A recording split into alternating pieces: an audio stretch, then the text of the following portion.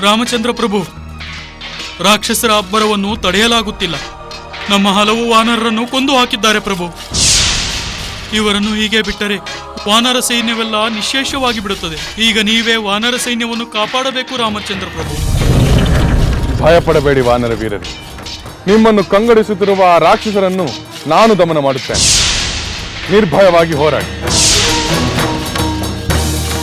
ಜೈ ಶ್ರೀರಾಮ್, ಜೈ ಶ್ರೀರಾಮ್, ಜೈ ಶ್ರೀರಾಮ್.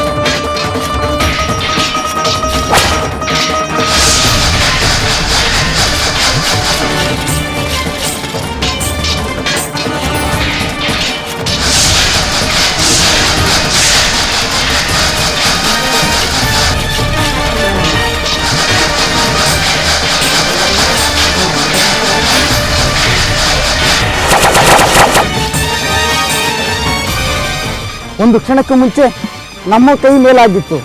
ನಮ್ಮ ಕಡೆಯವರೆಲ್ಲ ಬಿರುಗಾಳಿಗೆ ಸಿಕ್ಕಿ ತರಗೆಲೆಗಳಂತೆ ಉರುಳಿ ಬೀಳುತ್ತಿದ್ದಾರೆ. ರಾಮನೊಬ್ಬನೇ ಇಷ್ಟು ವೇಗವಾಗಿ ಇಷ್ಟೊಂದು ಬಾಣಗಳನ್ನು ಬಿಡಲು ಹೇಗೆ ಸಾಧ್ಯ? ಲಕ್ಷ್ಮಣನೇನು ಕಡಿಮೆ ಇಲ್ಲ. ಒಬ್ಬ ಬೆಂಕಿ, ಒಬ್ಬ ಬಿರುಗಾಳಿ.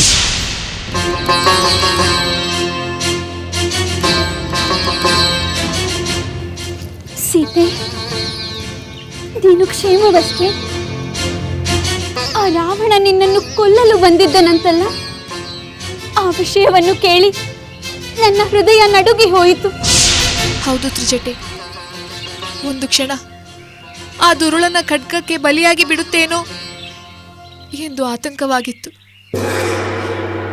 ನನ್ನ ಸ್ವಾಮಿಯ ಮುಖವನ್ನು ನೋಡದೆ ಆ ಪಾಪಿಯ ಕೈಯಲ್ಲಿ ಸಾಯುವಂತಾಯಿತೆ ಎಂದು ಸಂಕಟವೂ ಆಗಿತ್ತು.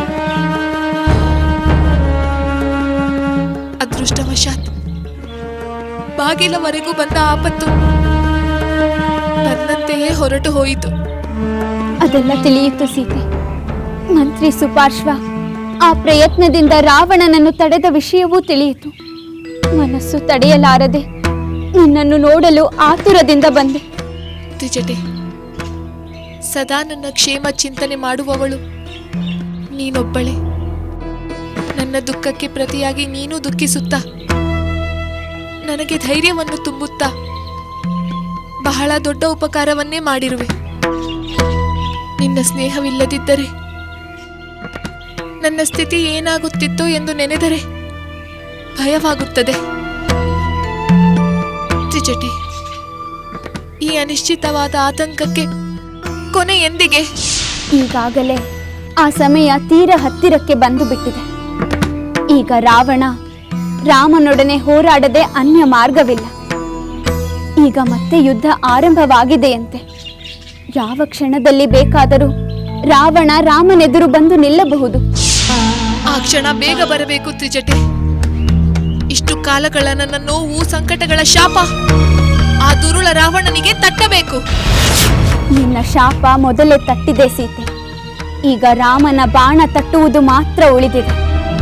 ಅದು ಬೇಗ ಆಗುತ್ತದೆ. ಬೇಗ ಆಗುವ ಪ್ರಸಂಗದ ಶುಭವಾರ್ತೆಯನ್ನು ನಿನ್ನಿಂದ ಕೇಳಲು ಬಯಸುತ್ತೇನೆ. ಅದು ನನಗೂ ಸಂತೋಷದ ವಿಷಯ. ಅದಕ್ಕಾಗಿ ನನ್ನ ಆಪ್ತರಾದ ಚಾರರು ರಣರಂಗದಲ್ಲಿದ್ದಾರೆ. ಅವರಿಂದ ವಿಷಯಗಳನ್ನು ಸಂಗ್ರಹಿಸಿ ಬರುತ್ತೇನೆ.